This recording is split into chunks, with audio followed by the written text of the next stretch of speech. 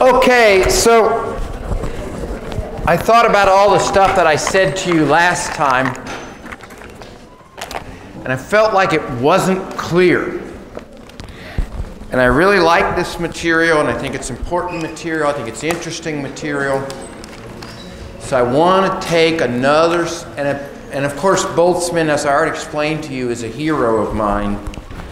So I feel like Boltzmann would not be happy if I didn't explain this well, and he might come back and haunt me. So I want to begin again with Boltzmann's famous equation, so famous that it's on his tombstone. S equal K, ln is natural log. Everybody's familiar with the term natural log, right? You've encountered natural log before. Yes? So, S equal K natural log W, where K is the Boltzmann constant. Now, the Boltzmann constant typically is expressed as joules per Kelvin.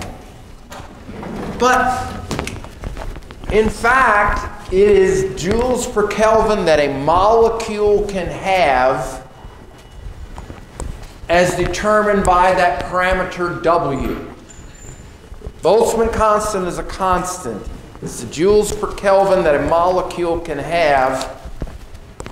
You multiply that times the logarithm, natural logarithm of W, and that gives you the entropy. Now, that's a bit of a hard concept to wrap your head around, but I want you to think about it this way. I've got a molecule X, and it's in solution. It's dissolved in water. So here's that beaker. I'm going to draw it in 3 dimensions. There's the beaker. There's the water. And in that water is this molecule X. And it can randomly walk anywhere in that beaker, anywhere. And you might think of every single position that it can occupy in that beaker as a way to arrange that molecule. Now let's simplify it. Let's first of all go from 3 dimensions to 2. That's what, that's how you simplify almost anything in science. You go from 3 dimensions to 2. You really want to simplify it, go from 2 dimensions to 1. So we're going to take a slice through this beaker. And now I'm going to make that slice really, really small. So here we got effectively, this is a tiny, are those spelled the same way? What? T-E-E, I knew that. Of course I knew that. Teeny, tiny, little 2D beaker. So again, I'm going to take that beaker, I'm going to cut a slice through it to get to the 2 dimensions. And now I'm going to take a little tiny piece of it. There it is. It's so tiny that I can only think about the molecule X, there it is, occupying 1 of 4 positions in that teeny tiny 2-dimensional beaker. It could be there. It could randomly walk over to here. It could randomly walk down here. Or it could randomly walk over there. So in this teeny tiny little 2D beaker, there are only 4 ways to arrange this molecule. There they are. The molecule can be there, the molecule can be there, the molecule can be there, the molecule can be there. Now, so we'd say that there are 4 ways. You might say W equal to 4 in that case. 4 ways to arrange the molecule. Now, let's just do something real simple. Let's just make the beaker bigger.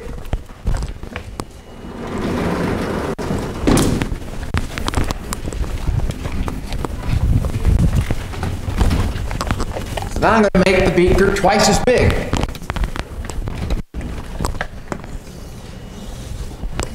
So now I'm going to say in this twice as big beaker that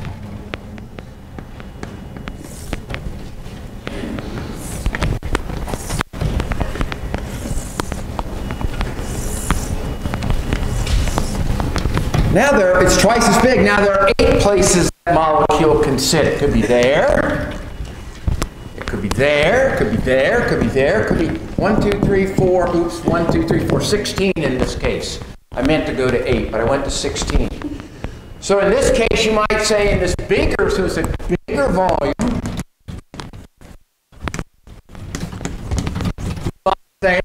In this case, is 16. There are 16 different ways to arrange this molecule.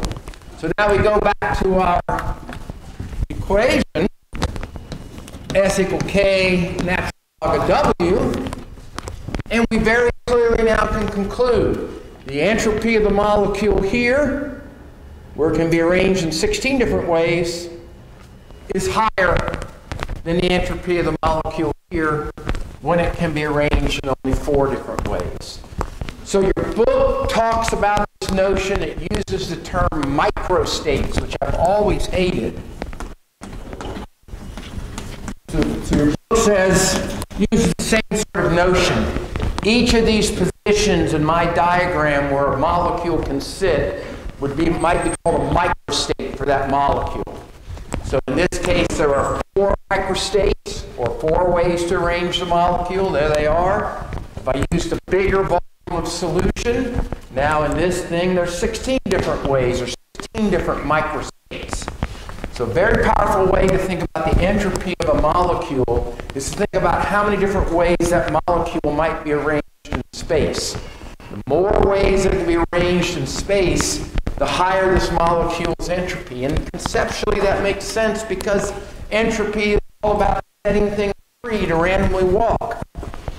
And so the larger the volume of that I can randomly walk around in, the higher is my entropy.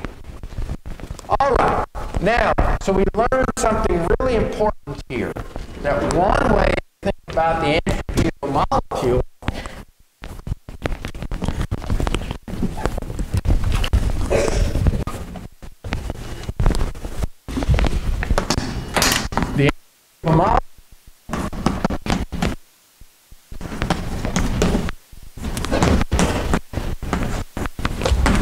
increases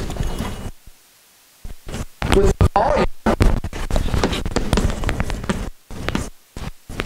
It has to randomly walk in.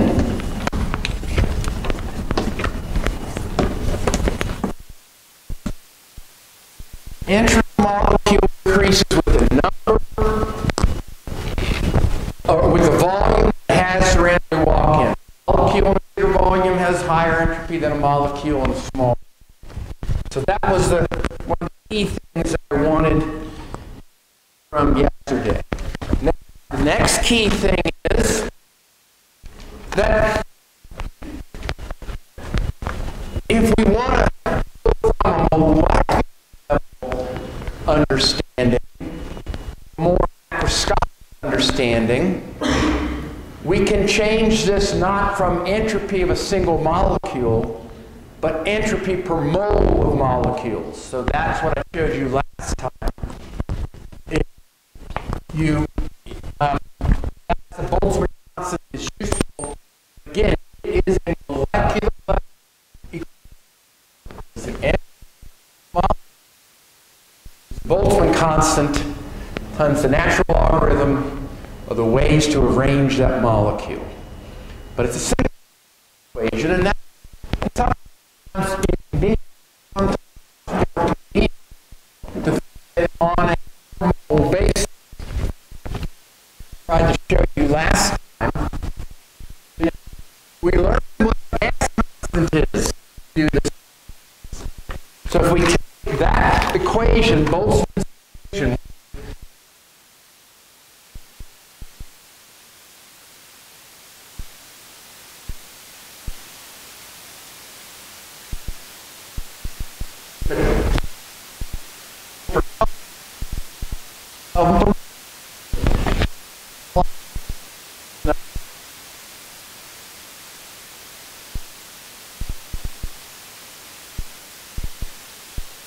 intricate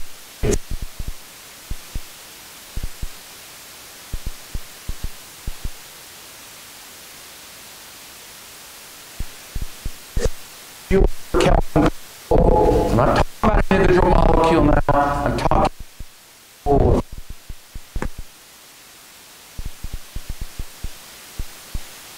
take a whole string molecule.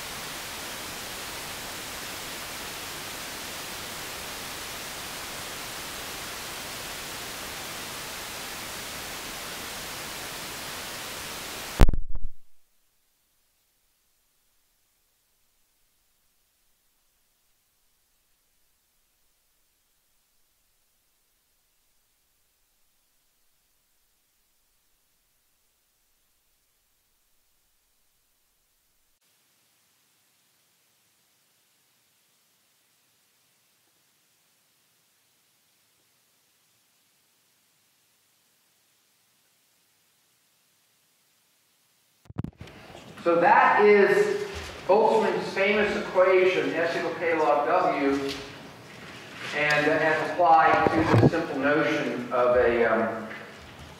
an expanding gas. Okay.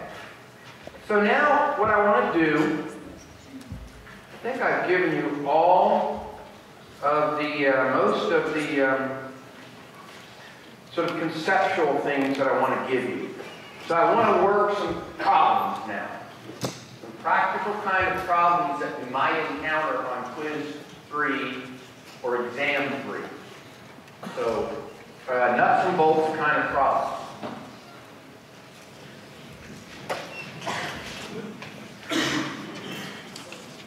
So, one of them comes under the head of calculating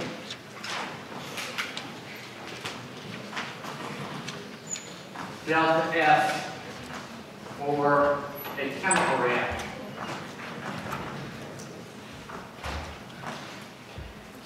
One of the things is calculating the delta S for a chemical reaction. So let's say I've got some, let's see, what's my chemical reaction? Wonderful, my favorite reaction. N2 gas plus 3H2 gas gives me 2 NH3 gas. My favorite chemical reaction, the one that allows us to feed 20 billion people on Earth, 6 billion, I forget, 7 billion, I always forget it, 6 or 7.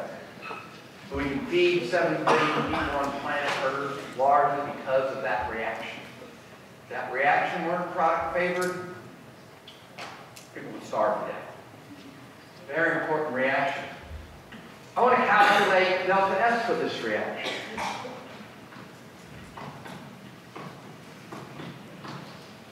And I'm going to calculate delta S naught, meaning the standard entropy change. And again, we know what that means.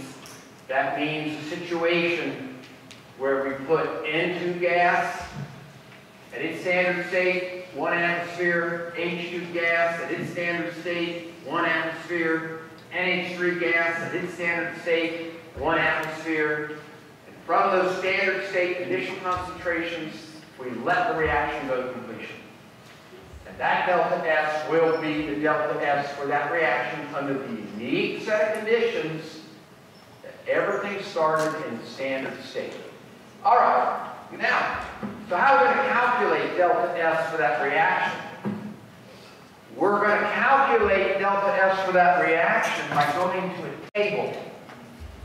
You can calculate, you can check your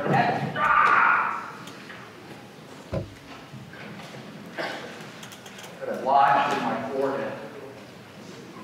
Low probability event, but not impossible. This thing randomly walks and lodges itself into my forehead.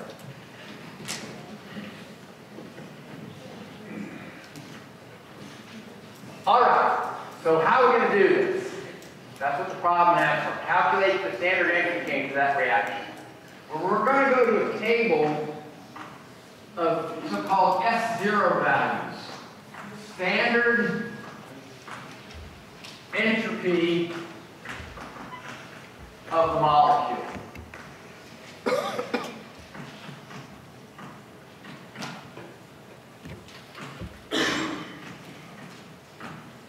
So again, it's way more convenient to think of moles. So standard entropy has units of joules per Kelvin per mole.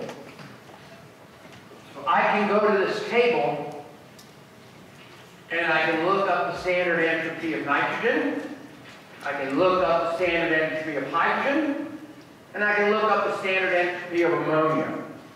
And where are those values? If I go to that table,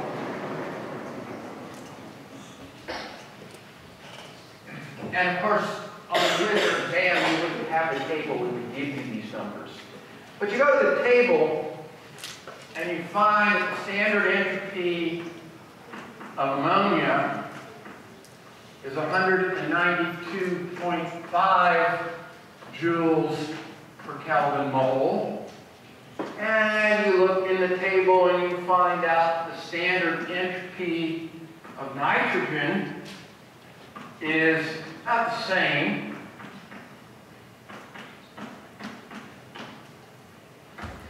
And you find out that the standard entropy of hydrogen is lower because it's smaller. Standard entropy of hydrogen gas is 130.6 joules per Kelvin mole. So that's what you're given. You can look it up in the table. On a test, you'd be given those standard entropy values. What do the standard entropy values mean? What they mean is, take a mole of that gas. How much heat can it hold?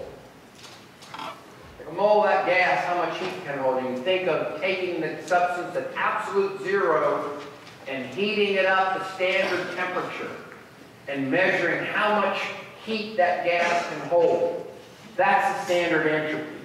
So entropy and heat capacity are really telling you the same thing. So how much heat? Going to start at absolute zero, going to take the nitrogen gas, a mole of nitrogen, going to heat it up to standard temperature, which is 0 centigrade.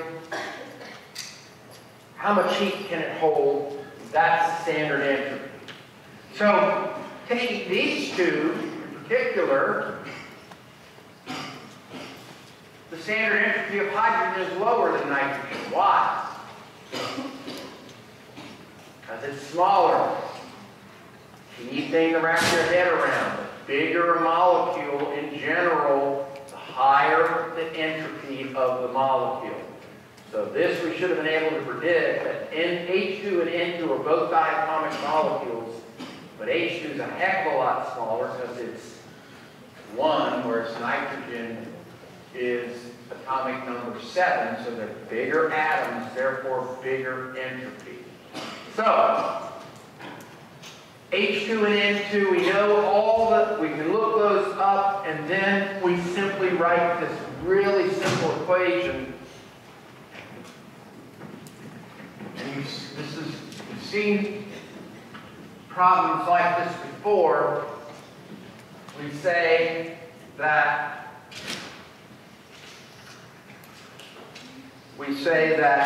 delta S for this reaction, delta S naught for this reaction is 2 times the standard entropy of the product, ammonia. So products minus reactants. So since we get 2 ammonia molecules via this reaction, we multiply ammonia standard entropy by 2. Now we subtract off the reactants. We use 1 nitrogen, so it's 1 times the standard entropy of nitrogen. And we use 3 hydrogens, so it's 3 times the standard entropy of hydrogen. And there you have it.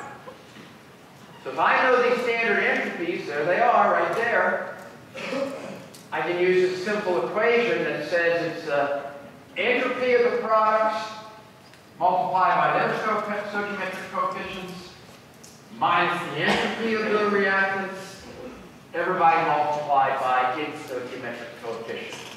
So very simple to calculate the standard entropy, and when I do this, plug in the numbers, I get delta S, standard entropy change, minus 198.3 joules per Kelvin. And the deal here is that it comes out to be a negative number. But you knew that. You knew it had to be a negative number, right? Because the reaction takes 4 molecules on the left, it makes 2 molecules on the right. So we know that if you take many molecules and make fewer molecules, that's a negative entropy change. And look at that. Our calculation bore that out. We got a negative entropy change. So you can calculate the standard entropy change for any reaction because the standard entities of any molecule, pretty much as you might imagine, are known and tabulated. So simple kind of problem asks you to calculate the standard entropy change for a chemical reaction. Now, we can do the same thing for the Gibbs free energy. So we can say,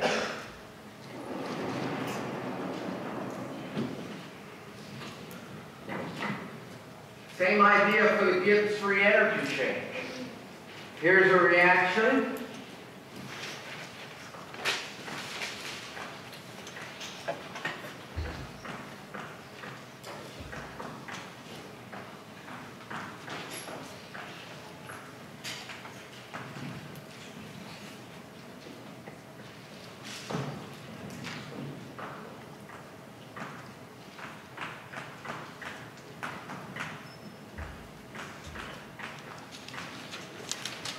There's a chemical reaction. Wait a minute. Silver nitrate plus sodium chloride, or silver chloride plus sodium nitrate.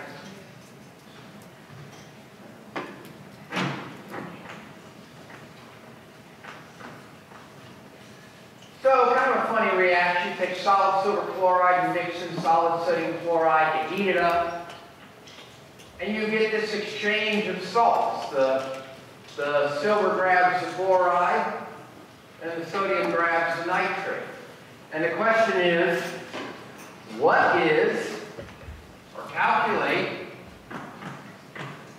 delta G naught for this reaction?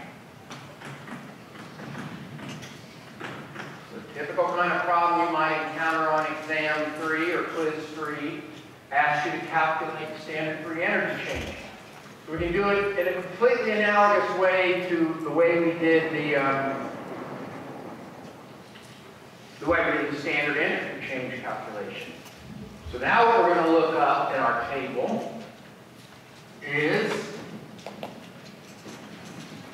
this thing called delta G naught of formation. That F stands for formation. And that is the free energy change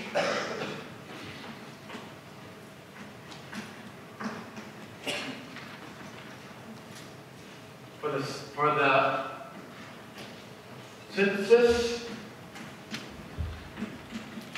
of the molecule in question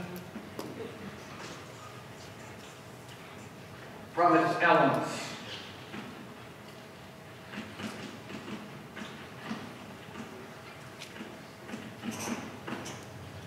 So, you can look up in a table or be given on a quiz or exam the free energy of formation of the substance.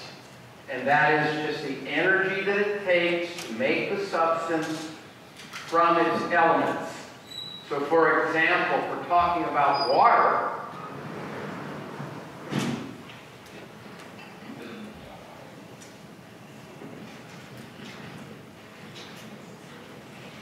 talking about forming a mole of water, we might say 1 hydrogen gas, that's the element. So now you got to remember what the elemental forms of the atoms are. So you were taught this, I'm sure, in high school. But for hydrogen, the elemental form is hydrogen gas. And for oxygen, the elemental form is oxygen gas. And for nitrogen, the elemental form is nitrogen gas. For carbon, the elemental form is typically assumed to be diamond, pure carbon. So diamond is pure carbon. And so the question becomes, I start with the elements and I make the molecule. So if I wanted to make a mole of water, that's the elemental form of hydrogen.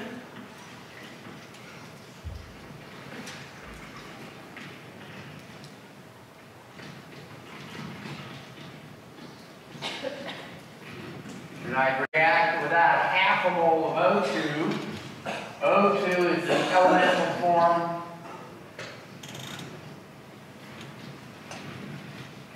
of oxygen. Now, again, these are just things we agree upon.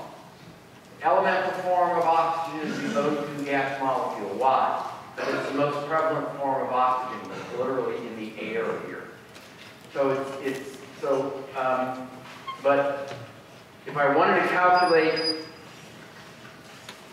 or if I wanted to understand delta G of formation to make 1 mole, 1 H2O.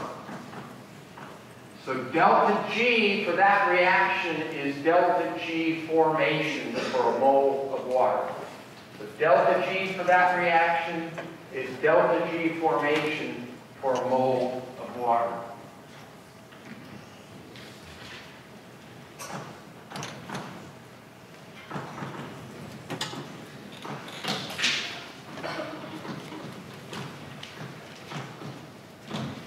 All right, so again, for any molecule, almost, you can go to a table and you can look up the standard, sorry, there should be a knot there, per mole. So you can go to a table and you can get delta G naught values for anything. So now let's go back to our problem. That was just to explain what delta G naught is. So what we're going to do to solve this problem is we're going to write the equation in the same way. We're going to say delta G naught for this reaction is starting with the products. Starting with the products, we're going to form 1 mole of silver nitrate times delta G of formation for the chloride.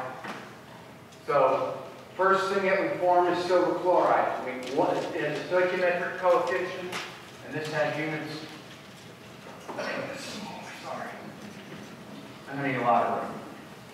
We're going to write delta G reaction for that reaction is, starting with the products of the reaction, we make, the stoichiometry here is pretty easy.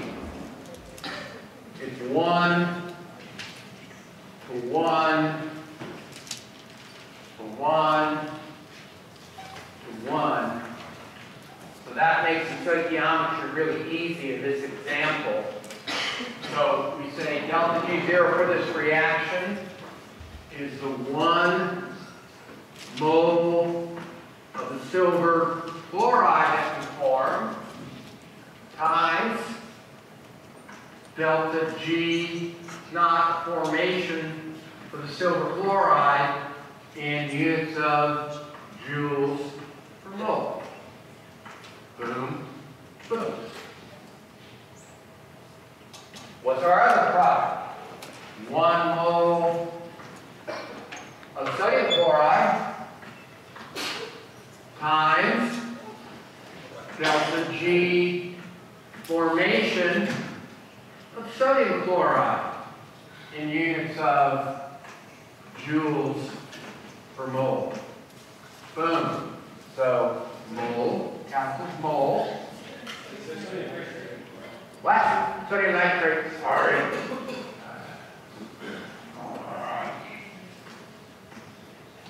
Alright.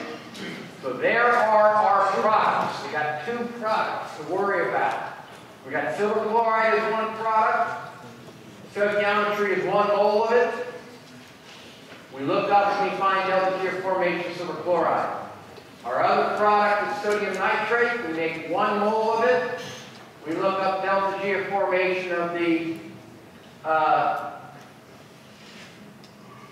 sodium nitrate. Now we got to subtract off the great big minus sign. We got to subtract off the reactants. So our reactants are 1 mole of silver nitrate times the delta G formation of silver nitrate. Look it up in a table. Again, that has units of joules per mole. So we got mole and mole. But our others, again, there's that minus sign. Remember, in finishing the equation, and we make one, and we start with 1 mole of sodium chloride times the delta G of formation of sodium chloride, also in units of joules per mole. The moles cancel. And so again, it's the same equation essentially that we use for the standard entropy. In this case, it's the free energy of formation of the products minus the free energy of formation of the reactants. So, and let me see, I think I have those numbers here just so.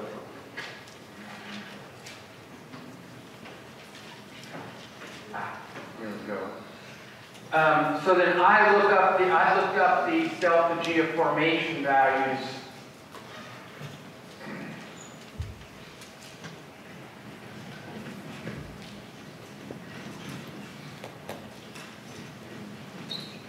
And so I looked up those delta G of formation values. I'm going to give you those values. So I calculate molecule. I looked these up. Molecule delta G, G naught of formation, units of joules per mole. And for each of these molecules, you can look those up. So for your silver chloride, that is minus 109.7. Look up your sodium nitrate for products. That's minus 367. Your silver nitrate, minus 33.4. And finally, your sodium chloride, and that is minus 384.0.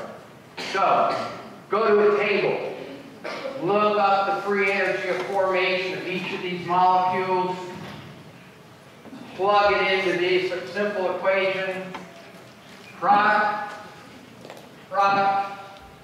minus reactant plus reactant.